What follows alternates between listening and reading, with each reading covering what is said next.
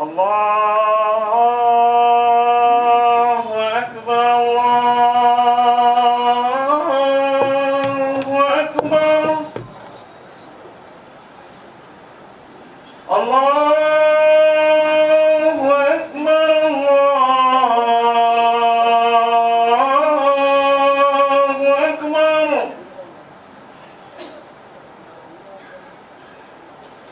أشهد أن لا إله إلا الله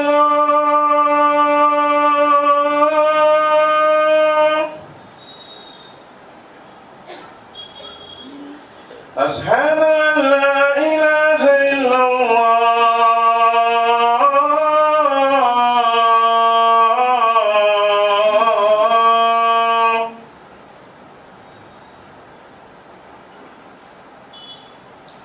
أشهد أن محمدا رسول الله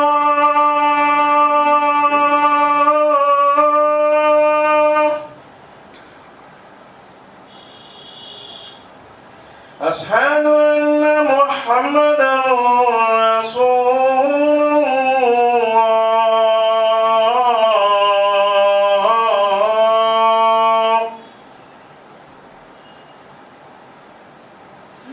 حي على الصلاة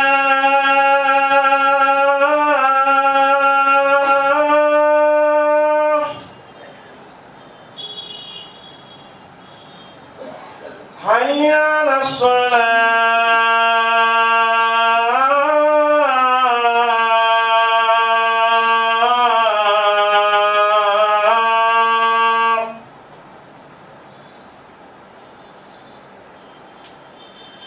حي على الفلاح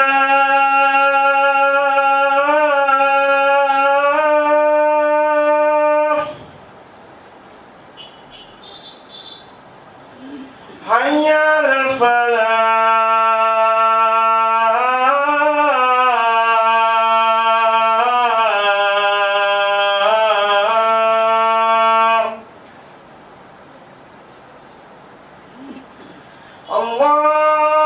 الله أكبر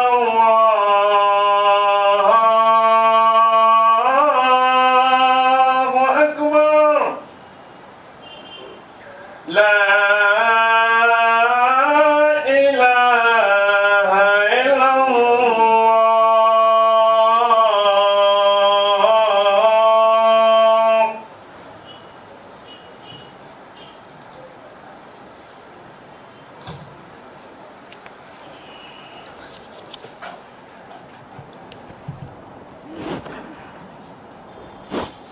السلام عليكم ورحمة الله وبركاته. الحمد لله نحمده ونستعينه ونستغفره ونعوذ بالله من شرور أنفسنا ومن سيئات أعمالنا من يهده الله فلا مضل له ومن يضلل فلا هادي له وأشهد أن لا إله إلا الله وحده لا شريك له وأشهد أن محمدا عبده ورسوله أما بعد. கண்ணியத்திற்குரிய எல்லாம் வல்ல அல்லாஹ் ஜல்லஷானஹு தஆலாவின் நல்லடியார்களே,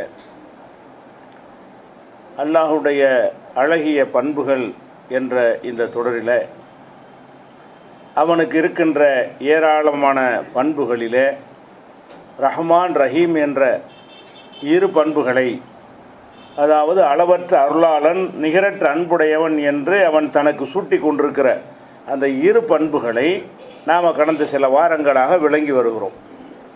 அல்லாஹ் அளவற்ற அருளாளனாக இருக்கிற காரணத்தினால்தான் அவனுடைய ஒவ்வொரு நடவடிக்கையிலையும் அந்த அருளை முத்திரையிட்டு நமக்கு தந்திருக்கிறான். எந்த ஒரு சட்டத்தை எடுத்து பார்த்தாலும் அது அளவற்ற அருளாளன் போட்ட சட்டமாக அது இருக்குமே தவிர ஒரு கொடூரமானவன் போட்ட சட்டமாக இருக்காது என்பதற்கு நிறைய சான்றுகளை நம்ம பார்த்து வருகிறோம். அந்த வகையில் மனிதர்களாகிய நாம் தவறு செய்யக்கூடியவர்களாக படைக்கப்பட்டிருக்கிறோம். எந்த ஒரு மனிதனாக இருந்தாலும் நான் தவறே செய்யலை என்று சொல்ல முடியாது.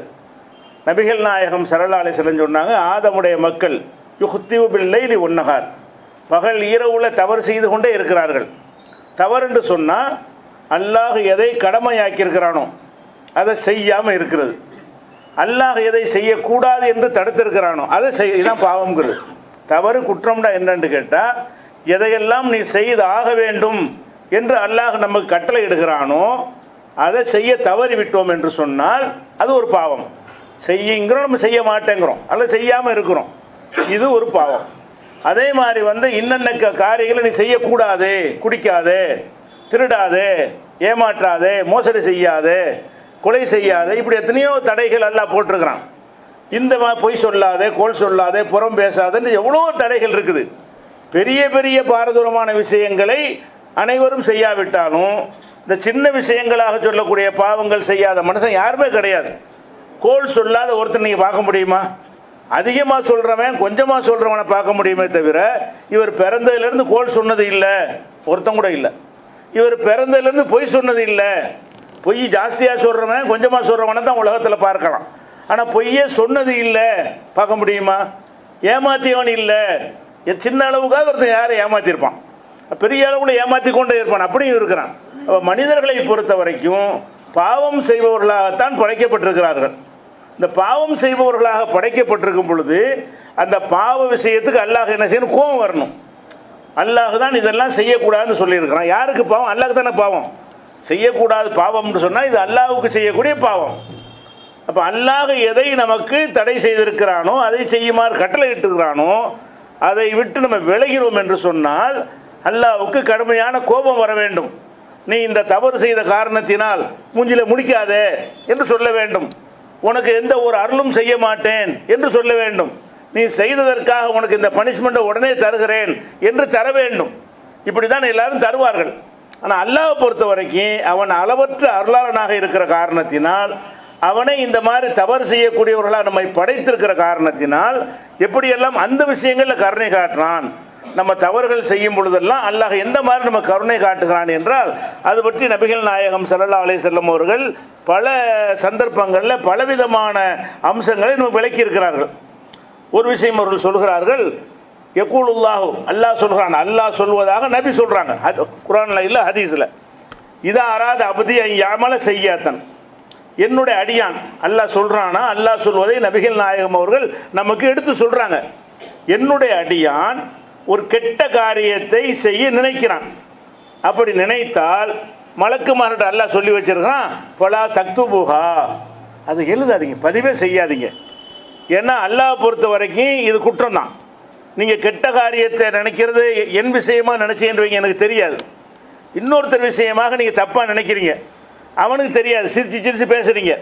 மனிதர்களை பொறுத்த வரைக்கும் வெளிப்படையாக எது வந்து விட்டதோ அதை வச்சு தான் நம்ம இவன் நல்லவன் கெட்டவன் நம்ம தீர்மானிப்போம். இவன் நம்மளை பற்றி உயர்வாக நினைக்கிறான் அப்படின்னு ஒருத்தரை பற்றி எப்படி நினைக்குவோம், அப்படி நம்மகிட்ட நடந்துக்கிடுவான். உள்ளம்பூரா விஷமாக இருக்கும், நமக்கு தெரியாது. அப்போ உள்ளத்தில் என்ன மாதிரி நம்மளை நினைக்கிறான் என்று அடுத்தவனை பற்றி நம்ம கருத முடியாது. ஆனால் அல்லாஹ் பொறுத்த வரைக்கும் உள்ளத்தில் உள்ளதும் வெளியே உள்ளதும் சமந்தான் அவனுக்கு. நீங்கள் மனசுக்குள்ளே ஒன்று நினைச்சாலும் சரி தான், வெளிப்படையாக சொன்னாலும் சரி தான், அவனுக்கு ரெண்டும் சமம். யாலமு சிர்ரவாகவா, ரகசியத்தையும் அதுக்கு மேலே ரகசியத்தையும் அவன் அறிகிறான். அப்போ நம்ம என்ன செய்கிறோம், இன்னைக்கு கொலை செய்யணும் ஒருத்தர் நினைக்கிறான். இது மனிதர்களை பொறுத்த வரைக்கும் யாருக்கும் தெரியாது. அல்லாஹ் உடனே தெரியுமா இல்லையா, இவன் கொலை செய்யணும்னு நினைச்சது ஒரு குற்றம். எதுக்காக ஒரு மனுஷனை கொல்ல நினைக்கிறான், எதுக்காக திருட நினைக்கிறான், எதுக்காக மோசடி செய்ய நினைக்கிறான், எழுது கணக்கில் அப்படின்னு சொல்லணும் அல்லாஹ். ஏன்னா அவனுக்கு தெரிஞ்சு போச்சுல. மனிதனுக்கு தெரியாவிட்டாலும் அல்லாஹ்வுடைய அச்சம் இல்லாமல் நீ கெட்ட செயல் செய்ய வேண்டும் என்று மனசில் நினைக்கிறாய், தீர்மானம் போடுகிறாய். இப்படி நினைத்தாயானால் அதுக்கு நான் கணக்கில் எழுதுவேன் என்று தான் சட்டப்படி எழுதணும், முறைப்படி எழுத வேண்டும். அல்லாஹ்வுக்கு என்ன செய்யுதுன்னா அதை மிஞ்சி அவனுடைய கருணை மிகைக்கிறது.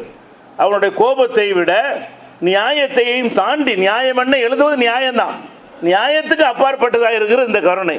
அல்லாஹ் என்ன செய்கிறான்னு கேட்டால் மலக்குமார்கிட்ட எழுதக்கூடிய வானவர்கிட்ட சொல்லி வைத்திருக்கிறான், இதா அராத அப்தி யாமல செய்யாத்தன், ஒரு தீய காரியத்தை செய்ய அடியான் நினைத்தானேயானால் ஃபலா தக்துபுஹா அலைஹி, அவனுக்கு அதை பதிவே செய்யாதீங்க.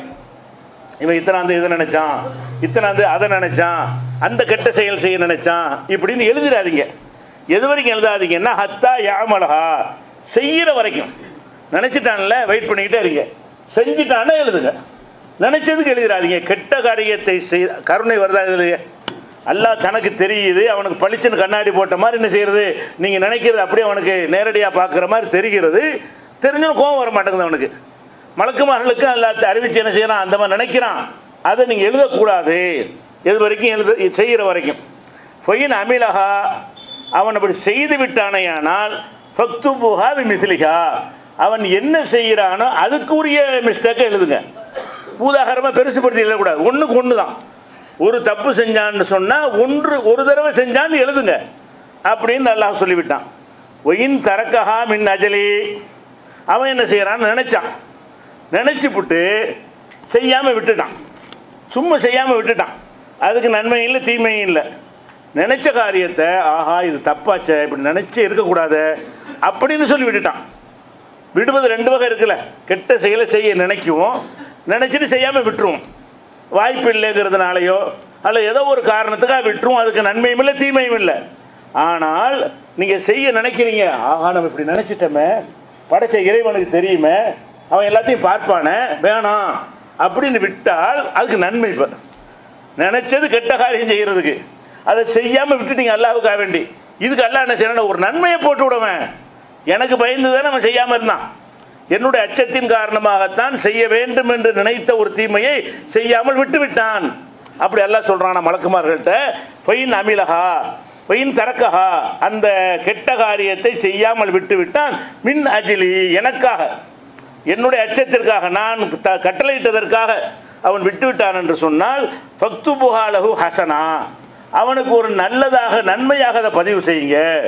அப்போ ஒரு கெட்ட காரியத்தை நினைக்கிற கூலிங்க, நினைச்சது கெட்ட காரியம் செய்கிறது, கொல்லணும் திருடணும் ஏமாத்தர் மோசம், இதான் நினைச்சது. அல்லாஹ் என்ன செய்யறான், நினைச்சு விட்டு நம்ம வேணாம் சரியில்லை அல்லாஹ் தடுத்திருக்கோம் இப்படி செய்கிறது அப்படின்னு விட்டுட்டான். நன்மை எழுதப்படுதுங்க, நம்ம அமலை செய்யலை, ஒரு கெட்ட காரியத்தை செய்யாமல் விட்டு அது கூலி தரலாமா? இதுக்கு அல்லாஹ் என்ன செய்யறான்னா ஃபக்துபுஹா லஹு ஹசனா, அவனுக்கு அதற்காக ஒரு நன்மையை பதிவு செய்யுங்கள்.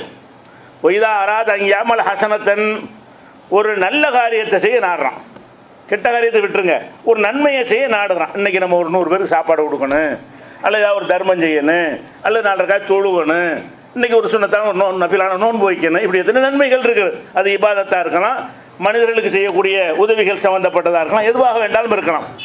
நல்ல காரியம்.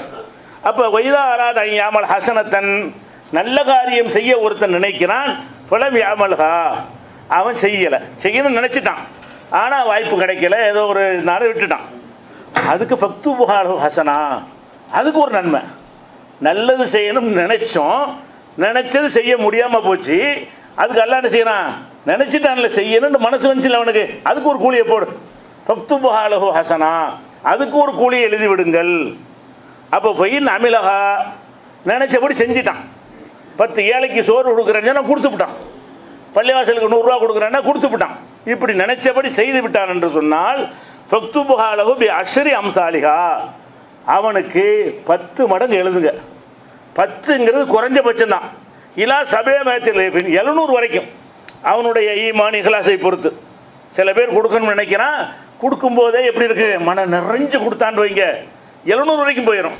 சரி நினச்சிட்டோம் கூட அப்படியே கொஞ்சம் மாதிரியாக கொடுத்தான்னு வைங்க, குறைஞ்சபட்சம் 10ஆவது கிடைக்கும். அப்போ ஒரு காரியத்தை செய்ய நினைத்து, நல்ல காரியத்தை செய்ய நினைத்து அதை செய்து விட்டால் ஒரு 100 ரூபா தந்தான்னு நல்லா எழுத மாட்டான், 10 பேருக்கு கொடுத்தான்னு எழுத மாட்டான். 10 மடங்காக 100 பேருக்கு நீங்கள் கொடுத்து 10 பேருக்கு சாப்பாடு, 100 பேருக்கு சாப்பாடு கொடுத்தீங்கன்னு என்ன செய்வான், அல்லாஹ் கணக்கை 10 மடங்காக எழுதி விடுவான். அது குறைஞ்சது. சில பேருடைய அந்த ஈமான் இஹ்லாஸு அவங்க அடிக்கடி இந்த மாதிரி செய்து கொண்டிருப்பது, இதையெல்லாம் பார்த்து விட்டு அல்லாஹ் என்ன செய்வான்னா 1க்கு 700 ஆக்குவான். இல்லை சபமத்தில் 700 வரைக்கும் ஆளை பொறுத்து யாருக்கு என்ன மார்க்கு போடணும்னு அவன் தீர்மானிப்பான். இப்படி பதிவு செய்யுங்கள் என்று அல்லாஹ் சொன்னதாக புகாரியில் ரசூல் ஸல்லல்லாஹு அலைஹி வஸல்லம் அவர்கள் இதை சொன்ன ஹதீஸு 7501 புகாரி ஹதீஸ் இருந்து நீங்கள் பார்த்துக்கலாம். 7501 இருக்குது. இதில் நம்ம என்ன விளங்குறோம், அல்லாஹ் எல்லை இல்லாத கருணையாளன் என்பதை தான் இதில் விளங்குறோம். ஏடா நம்ம தப்பு செஞ்சு நினச்சா அதுக்கு தண்டனை இல்லைங்கிறான், அதை விட்டுட்டு அது கூலிங்கிறான். ஒரு நன்மையை நினச்சோம்னு சொன்னால் செய்யாட்டாலும் கூலிங்கிறான், நினச்சபடி செஞ்சிட்டோம்னா குறைஞ்சபட்சம் 10ங்கிறான். அது இஹ்லாஸ் ஈமானை பொறுத்து 700 வரைக்கும் போகும். இதெல்லாம் எனக்கு முழுக்க கருணை தானே. இது முழுமையாக உள்ள அடங்கி இருக்கிற என்னன்னு கேட்டால் அல்லாஹ் அளவற்ற அருளான, அவன் அருளுக்கு லிமிட்டே கிடையாது என்பதை இதில் காட்டுகிறோம். அதே மாதிரி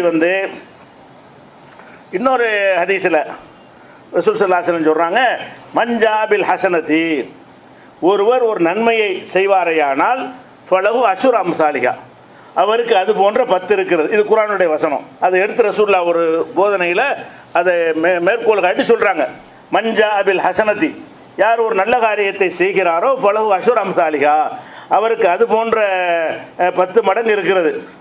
ஓ அசீது, அதை விட ஜாஸ்தியாகவும் நான் கொடுப்பேன். 10ங்கிறது குறைஞ்சபட்சம் தான், அதை விட ஜாஸ்தியாக கொடுப்பேன். ஒமஞ்சாபி செய்யத்தி, கெட்ட காரியத்தை செய்து விட்டான் என்று சொன்னால் ஜஸாவு செய்யத்தின் மிஸ்லுஹா, கெட்ட காரியத்துக்கு கூலி அது போன்றது தான், ஒன்றுக்கு ஒன்று தான். அது கூட கன்ஃபார்மான்னு கேட்டால் அவ் அகுஃபிரு, அல்லது மன்னிச்சு விடுவான். முதல் ஹதீஸில் என்ன வந்துச்சு, கெட்ட காரியம் செஞ்சால் ஒன்றுக்கு ஒன்று கூலி தண்டனை. அதாவது கெட்ட காரியத்தை செய்ய நினைச்சால் அதுக்கு தண்டனை இல்லை, நினைச்சபடி கெட்ட காரியத்தை செஞ்சு விட்டான், அதுக்கு ஒரு குற்றம்னு பதிவு செய்யப்படும்ல, அதோட கன்ஃபார்மாக பதிவு செய்யப்படுமான்னு கேட்டால் இந்த ஹதீஸில் ஒன்றுக்கு ஒன்று எழுதுவேன், நினைத்தால் மன்னிச்சு விட்டுருவேன். இவனை கருணை காட்ட நினைக்கிறான், ஒருத்தனை கூடுதலாக அல்லாஹ் கருணை காட்ட நினைத்தால் அவனுடைய வேறு வேறு கேரக்டர் வேறு வேறு தன்மையெல்லாம் பார்த்து அந்த கெட்டதுக்கும் செஞ்சு இருக்கிறான், செஞ்சதுக்கு ஒன்றுங்கிறது கன்ஃபார்ம் ஆண்டு, அதுவும் கன்ஃபார்ம் கிடையாது. நினைத்தால் ஒன்று எழுதுவேன், நினைத்தால் மன்னிக்கவும் செஞ்சிருவேன். அந்த ஒரு தப்புக்கு ஒன்று எழுதாமல் நான் நாடியவர்களுக்கு அகுஃபிரு, ஒன்றுக்கு ஒன்றாக நான் பதிவு செய்வேன் அல்லது மன்னித்து விடுவேன். அப்போ கெட்ட செயலுக்கு நீங்கள் தௌபா செய்யாட்டால் நல்லா நானே தான் மன்னிச்சிருவான். அவன் அவன் கேட்க முடியாதுல்ல, ரைட்டை கருணை செய்வதற்கு அவன் யாரையும் கேட்கணும் தேவையில்லை, யாரும் அவனை எந்த எதிர்கேள்வியும் கேட்க முடியல. யுஸ்வால் அம்மா எஃபால், அவன் செய்வதை பற்றி கேட்க முடியாது. குர்ஆனில் நான் ஒரு முடிவு செஞ்சேன்னா அதை எப்படி நீ கேட்ப, யார் கேட்பீங்களா, அடிமை, நான் உன்னை படைச்சிருக்கிறேன் என்பது தான் அல்லாஹ்வுடைய அந்த ஸ்டைல். அதே மாதிரி சொல்கிறான் அல்லாஹ், ஒமன் அந்த கருணையை காட்டுவதற்காக வேண்டி ஒமன் தகர்ரப மின்னி சிப்ரன், ஒரு ஓமையாக அல்லாஹ் சொல்லி காட்டுறான்.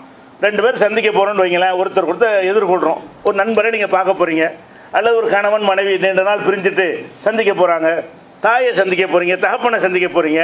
அப்படி சந்திக்க போகும் பொழுது நம்முடைய அன்புக்கு தகுந்தவாறு ஆவலாக ஓடுவோம். போகும்போது என்ன செய்ய, இப்படி ஆடி அஞ்சிட்டு போக மாட்டோம். அதை சாதாரணமாக வந்துக்கிட்டு இருந்தவொடனே அவங்க நண்பரை பார்த்துன்னு வேகமாக ஓடிப்போம். எதுக்காக வேண்டி, அந்த நண்பரை சீக்கிரம் சந்திச்சிருன்னு நம்முடைய அன்பை வெளிப்படுத்தணும் என்பதற்காக வேண்டி வேகமாக வருவோம். அதே மாதிரி அது வர்றது கூட என்ன செய்வான்னு கேட்டால், எங்கேருந்து நம்ம ஆரம்பிப்போம், அவன் அங்கே வந்துடுவான், அப்போலாம் ஓட மாட்டோம். எப்போ ஓடுவோம், ஓரளவுக்கு ரொம்ப தூரம் ஓடணும், அப்படி இவ்வளோ தூரம் வந்து ஓடிப்போம். நம்ம இங்கேருந்து பார்த்துக்கிட்டே இருப்போம், அவர் 1/2 கிலோமீட்டருக்கு முன்னாடி வந்துடுவார், ஏர்போர்ட்டில் இறங்கிட்டார், அங்கேருந்து வந்துக்கிட்டு இருக்கிறாரு. அங்கே அவ்வளோ தூரத்துக்கு ஓட மாட்டோம். என்ன செய்வோம், இன்னும் கொஞ்சம் அவ்வளோ தூரத்துக்கு ஓடணும், இன்னும் கொஞ்சம் வரட்டுமே, ஒரு அளவுக்கு வந்தவுடனே அவன் இப்போ நல்லா இருக்கலான்னு கேட்போம். சரியா, ரொம்ப அதிக அன்பு இருந்தால் இன்னும் கொஞ்சம் தூரமாக இருந்தாலும் ஓடுவோம். அதுக்கு மேலே அன்பு இருந்துச்சுன்னு வைங்க, எல்லை இல்லாத அன்பு நமக்கு இருந்துச்சுன்னு சொன்னால் அப்போ என்ன செய்வோம், வேகமாக ஓடிப்போம். வெளிநாட்டிலேருந்து பிள்ளையை பார்க்க வர்றான் பாருங்களேன், அவன் அங்கேருந்து வரும்போது ஓடிட்டு வருவான்.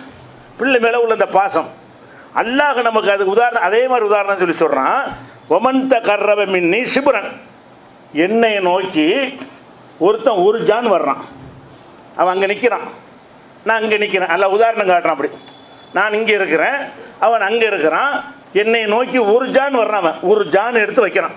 1 ஜான் என்ன, ஒரு அடி, ஒரு 1/4 அடி எடுத்து வைக்கிறான். அப்போ தகர்ரபத்து மின்ஹு திராஅன், நான் என்ன செய்ய வேண்டாம், வரட்டுமே நிற்க மாட்டேன். நீ 1 ஜான் வச்சுருந்தா 1 முழம் உன்னை நோக்கி வர்றேன், இவ்வளோ தூரம் இருக்குன்னு வைங்களா. அவன் 1 ஜான் மனுஷன் அல்லாஹ் உனக்கு நெருங்கினீர்களே, ஆனால் அல்லாஹ் என்ன செய்வானா, நீ என்னடா 1 ஜானு, நான் 1 முழம் வர்றேன்டாங்கிறான். அப்போ 1 முழம் 1 ஜானும் ஆயிடுச்சு, நெருக்கம்.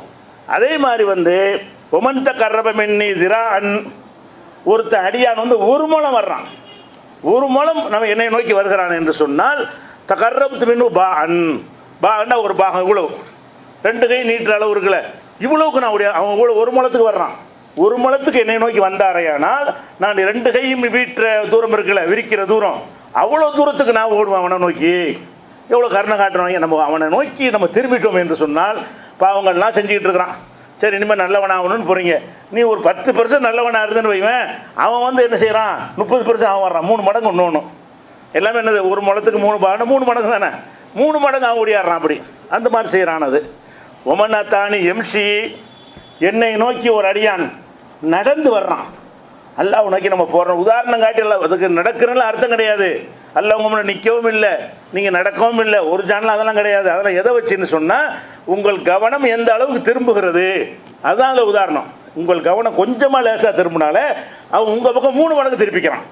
நீங்கள் ஒரு மணம் அல்லாஹ் நோக்கி திரும்புறீங்கன்னா ஒரு அளவுக்கு திரும்புறீங்கன்னு வைங்க, அவன் உங்கள் மீது திரும்புறது எவ்வளோ இருக்கும்னு கேட்டால் 3 மடங்காக இருக்கும். அதுக்கு தான் உதாரணம் சொல்கிறாங்க. ஒம்மனத்தானி எம்சி, ஒரு அடியான் என்னை நோக்கி நடந்து வர்றான், சுலோவாக வர்றான். அத்தை தூ ஹர்வலத்தன், நான் ஓடி போயிடுவேன் அவனை நோக்கி. அவன் என்னை பார்க்க நடந்து வந்தான்னு சொன்னால் ரொம்ப நடக்க விட மாட்டேன், நான் ஓடி போய் அவனை நெருங்கிடுவேன். எல்லாம் சொல்கிறான். அத்தை தூ ஹர்வலத்தன், நான் ஓடி சென்று அவனை அடைந்து விடுவேன் அப்படிங்கிறான். ஒமன் லத்திய நீபி கிராபில் ஹத்தியத்தன், இந்த பூமி எவ்வளோ பெருசாக இருக்குது, இவ்வளோ பெருசு பாவத்தோடு வர்றான். ஒரு பாவம் 2 பாவம் இல்லை, பூமி அளவுக்குள்ள பாவம் எவ்வளோ வரும்னு பாருங்கள். இந்த பூமியுடைய அளவுக்கு ஒருத்தன் செஞ்சுருக்கான், பாவம் செஞ்சுக்கிட்டே இருக்கிறான். அதை ஒரு உருவம் கொடுத்தா எவ்வளோ வந்துடும், இந்த பூமி சைஸுக்கு வந்துடும். அவ்வளவு பாவத்தை செய்தவனாக என்னை நோக்கி வர்றான். லா யுஷ்ரிக்கு செய்யா, ஆனால் எனக்கு ஷிர்க் மட்டும் வைக்கல. பாவம் செய்கிறான் எவ்வளோ செஞ்சுருக்கிறான். அதாவது இந்த பூமி சைஸுக்கு வந்துருச்சு பாவம். பாவத்துக்கு ஒரு வடிவம் கொடுத்தா இந்த பாவத்துக்கு உழவு, இந்த பாவத்துக்கு உழவு, இப்படி கூட்டிக்கிட்டே போனால் இந்த பூமியுடைய அளவுக்கு அவனுடைய பாவங்கள் வந்துருச்சுன்னு சொன்னால், ஆனால் அவன் ஷிர்க் வைக்காமல் லா யுஷ்ரிக்கு செய்யா, இணை கற்பிக்காமல் இடத்துல வந்தான்னு சொன்னால் லகீதுஹு பிமிஸ்லிஹா மக்ஃபிரத்தன், அவன் ஒரு பூமி அளவுக்கு தப்பு செஞ்சான்ல, பூமி அளவுக்கு மன்னிப்போட நான் போய் அவனை பார்ப்பேன். தப்புக்கு தண்டிச்சா தானே அவன் பாவத்துக்கிட்டு வர்றான், அந்தாடா மன்னிப்புன்னு கொண்டு முடிவு மைனஸ் பண்ணி விட்றோம். அப்போ நீ பூமி அளவுக்கு பாவம் செய்தவனாக என்னை நோக்கி வந்தால் நான் பூமி அளவுக்கு மன்னிப்பை கொண்டு உன்னிடத்தில் நான் வருவேன் அப்படின்னா மன்னிச்சிடுவேன் அர்த்தம். இது முஸ்லீமில் இருக்கிற ஒரு ஹதீஸ், ஆதாரப்பூர்வமான ஹதீஸ். அப்போ இதில் என்ன வழங்குதா, ரஹ்மான்ங்கிறவன் அவன் அளவற்ற அருளாளன்கிறவன் எப்படியெல்லாம் தன்னோட அருளை காட்டுறான். இந்த அடியார்கள் மீது கோவம் வர்றதுக்கு நம்ம குழந்தைகள் தப்பு செய்ய நம்ம அரைஞ்சு போடுறாங்க. நம்ம பார்க்குறோம், நம்ம பிள்ளை ஏதாவது தப்பு செஞ்சிடா கூட வாங்கி என்ன செய்கிறான், அது குழந்தை தானே தெரியாமல் தானே செய்து. சில பேர் கொஞ்சம் கூடியவர்கள் இருக்கிறார்கள், பல பேர் இந்த மாதிரி பிள்ளைகள் அடிக்கிறவங்களாம் இருக்காங்கல்ல, அவன் குழந்தை தானே, சிறு குழந்தைகள் அப்படி தானே இருக்கு அப்படிங்கிறத நம்மளும் அப்படி தானே இருந்திருப்போம் சின்ன பிள்ளையில. இதெல்லாம் விளங்காமல் மனிதர்கள் இருக்கிறத நீங்கள் பார்க்குறீங்க. அவன் பிள்ளை விஷயத்தில் அப்படி இருக்கான் ஒரு மனிதன். அல்லாஹ் நம்மள பிள்ளையா அடிமை, ஒரு மெட்டீரியல் மாதிரி அவனால் படைக்கப்பட்டவன். நம்ம அவன்கிட்ட ரைட் பேசுகிறதுக்கோ சரிக்கு சரியாக நிற்கிறதுக்கோ தகுதியான ஆள் கையில். அவன் நம்ம இந்த பெஞ்சை உருவாக்கணுட்டா இதுக்கு நமக்கு என்ன உறவு இருக்குது, அது மாதிரி தான் இந்த பெஞ்சை நம்ம படைச்சிருக்கிறோம். இது என்ன மாமனா மச்சானா என்ன, இது ஒன்றுமே கிடையாது. இது நினச்சா உடைச்சி போட்டுடலாம், உடைச்சாலும் நமக்கு கவலை வராது. அந்த மாதிரி தான் நம்மளுக்கு அல்லாவுக்குள்ள ஒப்பிட்டு பார்த்தீங்கன்னு சொன்னால் அவன் ஒன்றும் இல்லாதவங்களே படைத்திருக்கிறான். இதுக்கு நீங்கள் உசுறு கொடுக்க ஏழு நீங்கள் கொடுத்துருப்பீங்க, அவனுக்கு உசுறு கொடுக்க ஏணும். அந்த மாதிரி உங்களுக்கு எல்லா ஆற்றலையும் வச்சு படைச்சிட்டான். அப்போ எதுக்காக காரணம் காட்டணும்? அவன் அளவற்ற அருளால் கத்தப ரப்புக்கும் அலா நப்சிஹி ரஹமா, உங்கள் இறைவன் தன் மீது ரஹமத்தை எழுதி கொண்டான். அவனா எழுதிக்கிட்டான், நான் ரஹமத்து செய்வேன், நான் அருள் செய்வேன், இரக்கம் காட்டுவேன் என்பதை தன் மீது கடமையாக்கி கொண்டான்ங்கிற அடிப்படையில் இதை அல்லாஹ் செய்கிற பார்க்குறோம், அல்லாஹ் செய்கிறது பார்க்கணும். நபிகள் நாயகம் ஸல்லல்லாஹு அலைஹி வஸல்லம் காலத்தில் அன்றைக்கு இருந்த ஜாகிலியா மக்கள் தப்புல அவங்கள மிஞ்ச ஆள் கிடையாது. ஜாகிலியாக்கள்னால் எந்த ஒரு தப்பையும் கூச்சம் இல்லாமல் செய்வார்கள். 100 ரூபாய்க்கு கொலை செய்வார்கள். அந்த மாதிரி அற்பமான விஷயம். 10 தலைமுறைக்கு முன்னாடி ஏதோ செஞ்சதுக்காக இப்போ பழி வாங்குவாங்க. 10,000 வருஷத்துக்கு முன்னாடி இவன் பாட்டனை வேணா கொண்டிருப்பான், அதுக்காக குறிச்சி வச்சு என்ன செய்வான், வசியத்து பண்ணிட்டு கடைசி இவன் இவனை அவங்க குடும்பத்தில் ஒரு ஆளை காலி பண்ணிடுவாங்க. இப்படியெல்லாம் ஒரு கெட்ட ஒரு சமுதாயமாக அவர்கள் இருந்தார்கள்.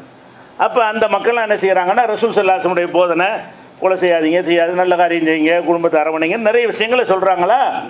இதெல்லாம் அவங்களுக்கு பிடிக்குது. நம்ம காட்டு மிராண்டியாக இருந்தோம், இந்த முகமது அழகான விஷயங்களை சொல்கிறாருன்னு பிடிச்சிட்டு என்ன செய்கிறதுனா ரசூலுல்லாஹ்ட்ட வர்றாங்க. நல்ல விஷயந்தான் இருப்பார் சொல்கிறாரு, இருந்தாலும் நம்ம செஞ்ச வண்டி கணக்காக பாவம் செஞ்சுருக்கிறவன் இவர்கிட்ட போய் சேர்த்துக்கிடுவாரா, அதனுடைய நிலையெல்லாம் என்ன ஆகும் என்று தெரியாமல் வர்றாங்க. எப்படி வர்றாங்கன்னா, அண்ணன் ஆசன் அகலி சிறுக்கி இணை கற்பித்த மக்கள் ரசூல் ஸல்லல்லாஹு அலைஹி வஸல்லம் கானு கத்தலு அக்ஸரு, அவர்கள் கொலை செய்தவர்களாக இருந்தார்கள். அக்ஸரு ஏராளமாக கொலை செஞ்சுருந்தாங்க. இந்த வந்தாள்கள்னா யாருன்னு கேட்டால் 1 கொலை 2 கொலை இல்லை, நிறைய கொலை செய்தவர்கள். ஜனவ் அக்ஸரு, விபச்சாரம் செய்தார்கள், 1 2 இல்லை, அக்ஸரு ஏராளமான பல தடவை செய்திருந்தார்கள். அத்தவ் முஹம்மதன், முகமது ஸல்லல்லாஹு அலைஹி வஸல்லம் அவங்கள்ட்ட வர்றாங்க. யார் ஷிர்க் வைக்கிறாங்க, கொலை செஞ்சுருக்காங்க. கடந்த காலத்தில் கொலைகள் பல கொலைகள் செய்திருக்கிறார்கள், விபச்சாரம் செய்திருக்கிறார்கள், பல விபச்சாரங்கள் செய்திருக்கிறார்கள்.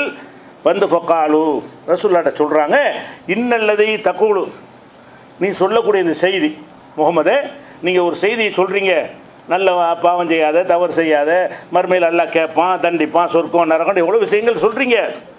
அப்போ தது இலைஹி லஹசனுன், நீங்கள் சொல்கிற போதனையும் எங்களை எதை நோக்கி அழைக்கிறீர்களோ அந்த கொள்கையும் லஹசனுன் அழகாக இருக்குது. நீங்கள் சொல்கிற மார்க் ரொம்ப பிடிச்சிருக்கு எங்களுக்கு. ஆனால் லவ் துஹிபிருனா, இந்த கேள்விக்கு எங்களுக்கு முதல்ல பதில் சொல்லுங்கள், அப்போ தான் எங்களுக்கு பிடிக்கும். என்ன கேள்வின்னு கேட்டால், அதாவது நாங்கள் இவ்வளோ செஞ்சுருக்கோம்ல, இதுக்கெல்லாம் மன்னிப்பு உண்டா இல்லையா? நாங்கள் திருடக்கூடாதுன்னு திருட மாட்டோம், சரி, கொலை செய்யக்கூடாதுங்கிற செய்ய மாட்டோம், விபச்சாரம் செய்யக்கூடாது செய்ய மாட்டோம், இதுக்கு முந்தி செஞ்சுருக்கிறோமே. இப்போ நீ அழைக்கிற விஷயங்கள் நல்லதாக இருக்கிறது, இதற்கு முன்னர் நாங்கள் செய்ததனுடைய நிலை என்ன, அதுக்கு பதிலை சொல்லுங்கள். அதை சொன்னீங்கன்னா எங்களுக்கு இந்த மார்க்கம் பிடிக்கும். அதுக்கு எல்லாம் பனிஷ்மெண்ட் கொடுப்பான்னா அதோடு சேர்த்து இதுக்கும் கொடுத்துட்டு போகிறான்னு போயிடுவோம் நாங்கள், இப்படின்னு வந்து கேட்குறாங்க. அப்போ என்ன செய்கிறான்னா, ரசூல் ஸல்லல்லாஹு அலைஹி வஸல்லம் பதிலே சொல்லலை. உடனே அல்லாஹ் பதில் சொல்கிறான், வசனத்தை இறக்குறான். ரசூல் ஸல்லல்லாஹு அலைஹி வஸல்லம் உங்கள்கிட்ட இந்த கேள்வி கேட்கும் பொழுது உடனே குர்ஆனுடைய ஒரு வசனம் வந்து இறங்குறது. என்ன வசனம்? வல்லதீன லா யதுஊன மஅ அல்லாஹி இலாஹன் ஆகர், யார் வந்து அல்லாஹ்வோட யாரையும் வேறு கடவுளை அழைக்க மாட்டார்களோ, ஏற்கனவே அழைச்சிருப்பார்கள், யார் அழைக்க மாட்டார்களோ, வலா யக்துலூன நஃப்ஸல்லத்தி ஹர்ரமல்லாஹு இல்லா பில் ஹக், நியாயமான முறையில் தவிர ஒரு உயிரை கொல்ல மாட்டார்கள். நியாயமாக கொள்றதுன்னு சொன்னால் நம்மளை தற்காத்துக்கிறது கொள்வது, ஒரு அரசாங்கம் வந்து குற்றவாளிக்கு மரண தண்டனை கொடுக்கும்ல அப்படி கொள்வது, அந்த மாதிரி இல்லாமல் போர்க்களத்தில் எதிரிகளை சந்திக்கும் பொழுது இந்த மாதிரி உள்ள நியாயமான கொலை, இந்த நியாயமற்ற முறையில் கொலை செய்ய மாட்டார்கள்.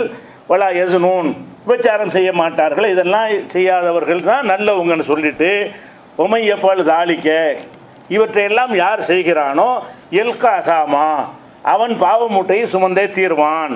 இந்த வசனம் வருது. வந்துட்டு இல்லாமன் தாப, திருந்தி கொண்டவனை தவிர, ஆமன, நம்பிக்கை கொண்டவனை தவிர, அமில சாலிகன், நல்லறங்கள் செய்தவனை தவிர, அதிலே நீடிக்கிறான் பாரு, அவனுக்கு தான் இது. நீ தான் விட்டுட்டங்கிறிய, நீ நிறைய கொலை செஞ்சேங்கிற, இனிமேல் செய்ய மாட்டோங்கிற, நிறைய விசாரம் பண்ணேன்னு சொல்கிற, இனிமேல் செய்ய மாட்டோங்கிற, திருந்துட்டீல, அவர்களுக்கு இல்லைங்கிறான். அவங்களுக்கு எந்த பாவத்தையும் சுமக்க மாட்டார்கள். சுமக்க மாட்டார்கள்னாலும் பரவாயில்லை. உலாயிக்கே யுபத்திலுல்லாஹு செய்யாத்தியும் ஹசனாத், இதுதான் கருணையுடைய உச்சகட்டம். இவர்கள் செய்த அந்த தவறுகளை நன்மைகளாக எல்லாம் மாற்றி விடுகிறான். செஞ்சது கொலை, யாரெல்லாம் நான் தப்பு செஞ்சிட்டேனோ நல்லது, கொலையை நல்லதாக்குறாங்க. கொலையை நல்லதாக்கலாமா? திருடினது நல்லதாக்கலாமா? ரஹ்மான்னா இருந்தால் ஆக்க முடியுது, லாஜிக்காக இருந்தால் ஆக்க முடியாது, சரிக்கு சரியாக கணக்கு பார்த்தால் ஆக்க முடியாது. அல்லாஹ் எப்படி செய்கிறான்னு கேட்டால், நீங்கள் பாவங்கள் செய்துட்டீங்கன்னு சொன்னால் எல்காதாம அதை சுமந்து தான் தீவீர்கள். இல்லாமன் தாப, தௌபா செய்து, ஆமன ஈமான் கொண்டு, அமில சாலிகன், நல்லறங்கள் செய்தவர்களை தவிர அவர்கள் சுமக்க மாட்டார்கள். சுமக்க மாட்டார்கள் மட்டுமில்லை, உலாயிக்கே யுபத்திலுல்லாஹு செய்யாத்தியும் ஹசனாத், அவங்களுடைய தீய காரியங்களை நன்மையாக மாற்றிடுறான் அல்லாஹ்.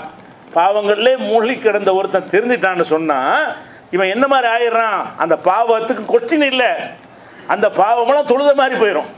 நீ 100 கொலை செஞ்சியா, 100 ரகா தொழுத போட, செஞ்சது கொலை. உதாரணத்துக்காக சொல்கிறேன், தீமைகளை நன்மையாக மாற்றுறதுன்னு அதன் அர்த்தம்.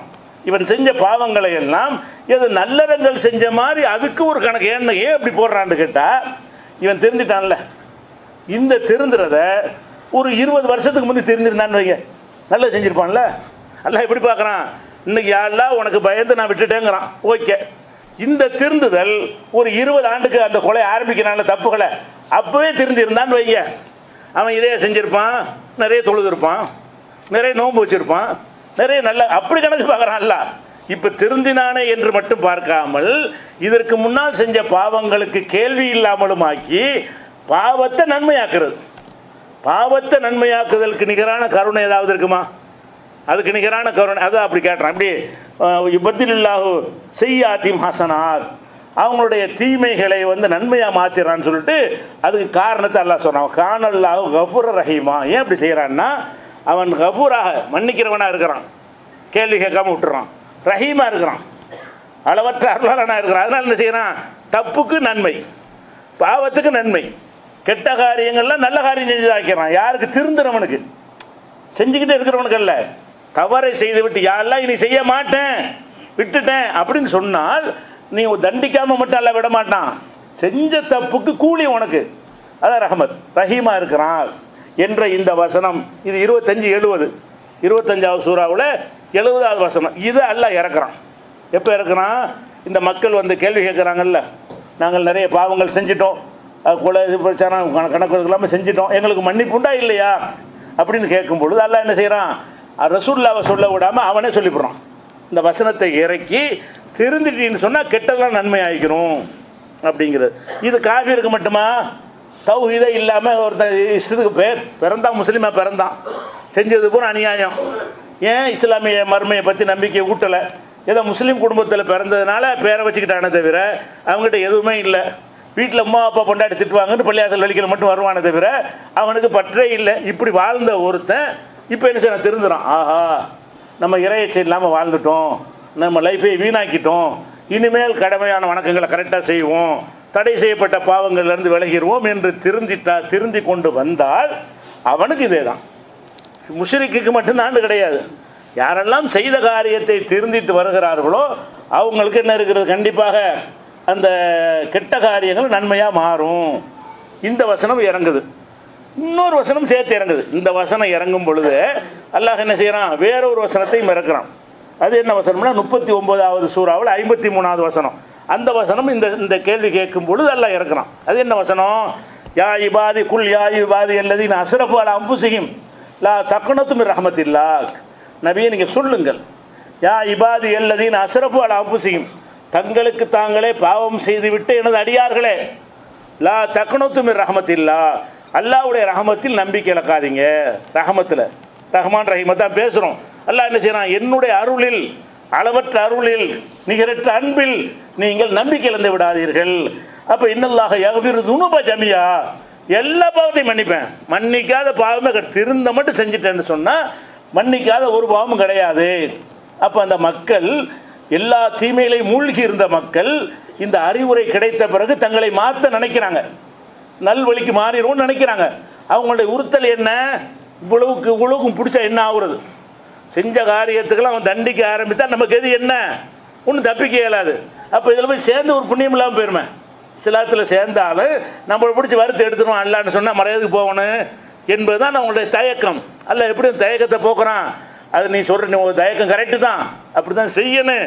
ஆனால் நான் ரஹ்மான், கணக்கு பார்த்து அப்படி தான் செய்யணும். நான் அளவற்ற அருளாளனாக இருக்கிறேன், நிகரற்ற அன்புடையவனாக இருக்கிறேன். அதனால உன் பாவத்தையும் மன்னிப்பேன், உன் தப்புக்கும் நான் கூலி தருவேன். இந்த ஹதீஸ் வந்து புகாரியில் 4810வது ஹதீஸாக இருக்கிறது. அப்போ இதெல்லாம் என்ன விளங்குது? அல்லாஹ் தன்னை ஒவ்வொரு செயலை மன்னிக்கிற வாசலை திறந்து வச்சுக்க எந்த அளவுக்கு வச்சுருக்கிறான்னு கேட்டால் சாதாரண மன்னிப்பாக அது இருக்காது. அளவற்ற அருள் நிறைந்த மன்னிப்பாக இருக்கும், நிகரற்ற அன்பு நிறைந்த மன்னிப்பாக இருக்கும். இப்படி அல்லாஹ் ரப்பல் ஆலமீன் இந்த மன்னிப்பின் வாசலை எப்படியெல்லாம் திறந்து வைத்திருக்கிறான் என்பதை அறிஞ்சாலேயே அந்த ரஹ்மானுடைய எல்லையற்ற அருளை வழங்கிக் கொள்ளலாம். அது குறித்து இன்னும் பல விஷயங்கள் இன்ஷா அல்லாஹ் அடுத்தடுத்த வாரங்களில் பார்க்கலாம்.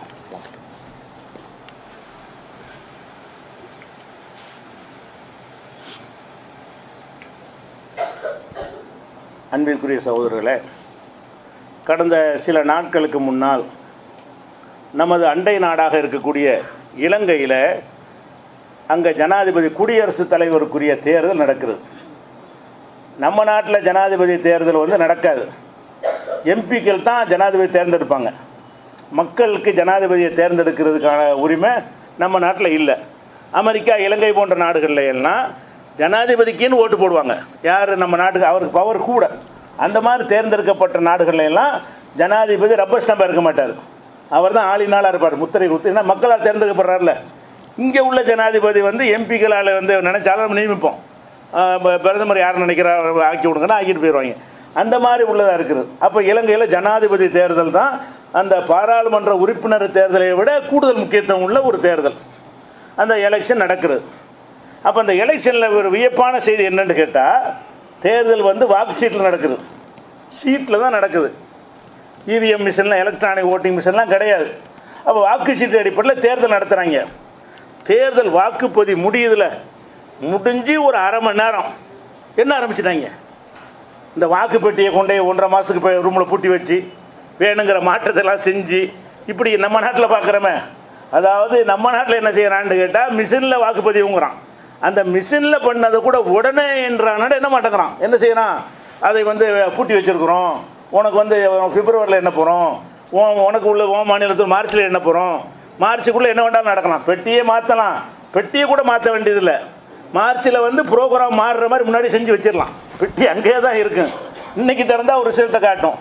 அது ஷெட்யூல்டு போட்டு காலண்டர் போட்டு வச்சுருந்தான்னு சொன்னால் அடுத்த மாதம் இருந்தால் வேறு நம்பரை காட்டிடும். இன்றைக்கி 1 லட்சம் கூட எனக்கு காட்டுறேன். இன்றைக்கி திறந்தோம்னா அடுத்த மாதம்னா இதில் 25 அங்கிட்டு போகிற மாதிரி எழுதி வச்சுன்னு வைங்க. இத்தனாம் தேதி பிப்ரவரி பிறந்தவுடனே இங்கிட்ட உள்ள 25 அங்கிட்டு போகட்டும் அப்படின்னு எழுதுறது தானே மனுஷன். இப்படிலாம் இருக்கிறது. அப்போ அந்த மாதிரியான ஒரு இதெல்லாம் பார்க்கும் பொழுது உலகத்துக்கு ஒரு முன்மாதிரியான ஒரு தேர்தல். ஒட்டுன்னு இப்படிலாம் என்ன எங்கேயும் பார்க்கல. அன்னைக்கு என்ன ராத்திரி அறிவிச்சுட்டான், சுபுக்குள்ளே தேர்தல் ரிசல்ட்டு. ராத்திரிக்கு தேர்தல் நடக்குது, அன்னைக்கு காலையில் தேர்தல் நடக்கிறது, சாயந்தரத்தில் தேர்தல் முடிகிறது. பேப்பரை உட்காந்து உடனே என்றாங்க. இதை வந்து தாமதப்படுத்தி கொண்டே அங்கே கொண்டே வைக்க போகிறோம், இங்கே கொண்டே வைக்க போகிறோம் அப்படி எண்ணினார்களே. ஆனால் போகிற வழியில் மாற்றிடுவாங்க, ஏமாற்றிடுவாங்க. பெட்டி வேற ஒரு பெட்டி ரெடியாக வச்சுருப்பாங்க. இந்த பெட்டி அந்த பெட்டி வச்சுருவாங்க. எனக்கு 500 உங்களுக்கு 500 ஓட்டு இருக்குன்னு வைங்க. இந்த பெட்டியில் அவன் என்ன செய்வான், எனக்கு 100 அவனுக்கு 900ங்கிற மாதிரி ஒரு பெட்டி ரெடி பண்ணி வச்சுருப்பான். இதே மாதிரி அப்போ போகிற வழியில் இந்த பெட்டி தான் அந்த பெட்டி வச்சுருவான். இப்போ என்ன ரிசல்ட்டு மாறிக்கிறோம். அப்போ எந்த அளவு கவனமாக ஒரு சின்ன நாட்டில் ஒரு தேர்தல் முறை எப்படி இருக்கணும்னா, இன்றைக்கி வரைக்கும் அந்த ஆட்சி அவன் சரியில்லை இவன் சரியில்லைன்னு விமர்சனம் பண்ணுறாங்க. இவர் வந்தால் இந்த சரியாக இருக்க மாட்டார், அப்படி இருக்க மாட்டார், இப்படி தான் பேசுகிறாங்களே தவிர தேர்தல் சரியாக நடக்கணும் ஒத்துன்னு பேசலை. அந்த நாட்டில் ஒரு ஊடகங்களில், ஒரு மீடியாவில், ஒரு பேப்பரில், ஒரு எதிர்கட்சியில் எவனாச்சு எலெக்ஷன் சரியாக நடக்கவில்லை, எலெக்ஷனில் சந்தேகம் இருக்கிறது, இப்படி செஞ்சானா? அப்போ அந்த சின்ன நாட்டில், பக்கத்தில் ஒரு நாட்டில் வந்து தேர்தல் எப்படி நடத்தணும் அழகான வழிகாட்டுறான். இது நம்ம நாடு மாதிரி இடத்துல செய்ய முடியலை. ஏன் செய்ய முடியலை? செய்ய விருப்பம் இல்லை. என்ன முடியாது? ஆள் பார்த்தா. பெரிய நாடு ஆள் பார்த்தா தான். பெரிய நாடுன்னா மக்கள் அதிகமாக இருக்கிற மாதிரி என்று ஆளும் ஜாஸ்தியாக தானே இருப்பான். பெரிய நாடுன்னு சொன்ன சின்ன நாட்டில் 1000 பேர் உள்ள மக்கள் தொகை 10 அதிகாரியை போட்டிருப்பான். 10,000 பேர்னா 100 அதிகாரி வந்துடுவான்ல. 1,00,000 பேர்னா அது அரசு ஊழியர்களுங்க அதே இலங்கை அளவு தான் இருக்காங்களா? இங்கே வேலை பார்க்குற ஆளுங்க என்றதுக்குள்ள ஆளுங்க சும்மா மக்களை ஏமாத்துறதுக்காக வேண்டி சின்ன நாட்டுக்கு சரியாக வரும். சின்ன நாட்டுக்கு சரியாக வர எல்லாம் பெரிய நாட்டுக்கும் சரியாக வரும். ஏன்னு கேட்டால் சின்ன மக்கள் தொகை உள்ள நாடுகளில் அதுக்கு தகுந்த அதிகாரிகள், அதுக்கு தகுந்த எண்ணக்கூடிய ஆட்கள் இருப்பாங்க. பெரிய மக்கள் உள்ள நாடுகளில் அதுக்கு தகுந்த மாதிரி போட்டுருவாங்க. அப்போ அதை விளங்க மக்களை ஏமாத்துறதுக்காக வேண்டி அங்கே பெரிய நாட்டுக்கெல்லாம் சாத்தியப்படாதுங்கிறான். பெரிய நாட்டுக்கும் சாத்தியமாகும். அதே தான். அது சின்ன அந்த ரேஷியோவில் தான் இங்கே நம்ம அதிகாரிகள் இருக்கிறாங்க. அந்த என்ன ரேஷியோவில் அங்கே உள்ள அதிகாரிகள் எண்ணிக்கை இருக்கிறதோ அதான் இருக்குது. மனசு இல்லைங்க, நம்ம ஏமாற்றணும் என்பதற்காக இதை நடத்துகிறாங்க. இந்த தேர்தல் முறையை வாக்கு சீட்டில் நடத்தாமல் இந்த மாதிரி கருவிகள் நடத்துவது என்பதும் ஏமாத்துறதுக்காகத்தான். தாமதமாக எண்ணுவதும் ஏமாற்றுவதற்குத்தான். கள்ளத்தனம் செய்து மோசடி செய்து மக்கள் தீர்ப்புக்கு மாற்றமான தீர்ப்பை கொண்டு வரணும் என்பதே நோக்கமாக இருந்தால் இந்த வேலை செய்கிறார்கள். அவன் மக்கள் தீர்ப்பு எதுவாக இருந்தாலும் ஏற்றுக்கிறோம், அப்படி வேறு மாதிரி முறைகள்லாம் நடக்குது. காசு கொடுத்து ஓட்டு வாங்குறது அதெல்லாம் செஞ்சானோன்னு விமர்சனம் வந்திருக்கிறது. வெளிநாட்டிலேருந்து தனி விமானத்துலலாம் ஆட்களை கூப்பிட்டு வந்தாங்க. அது அவன் வாக்காளர் தான் கூப்பிட்டு வந்திருக்கிறான். வேறு வேறு விமர்சனங்கள் அந்த நாட்டில் நடக்குதே தவிர மிஷினை மாற்றிட்டாங்கன்னு நடக்கலை, கள்ள ஓட்டு போட்டாங்க நடக்கலை, பஸ்ஸில் வரணும்னு தடுத்து நிறுத்திருக்காங்க, அப்படிலாம் வந்திருக்கு. சில ஓட்டு போட வரும்போது அப்படியே வராதுன்னு அடித்து விரட்டிருக்காங்க. இப்படி சின்ன சின்ன இது மாதிரி சில முறைகேடுகள்லாம் நடந்தாலும் அதெல்லாம் சின்ன ஒரு 1000ல் 1 கூட சின்ன சதவீதம் அது மாதிரி உள்ளது. இது டோட்டலாக மாறி போயிருமே. அப்போ இலங்கையுடைய அந்த தேர்தல் முறையிலிருந்து நம்ம இந்திய அரசாங்கம் பாடம் படிக்கணும், அரசியல்வாதிகள் பாடம் படிக்கணும். அந்த நிலைக்கு கொண்டு வருவதற்கு போராடுவதை தவிர வேறு எதுவும் இந்தியாவுடைய மாற்றத்தை ஏற்படுத்தாது என்பதை தகவலாக சொல்லிக் கொள்கிறேன். அஸ்ஸலாமு அலைக்கும்.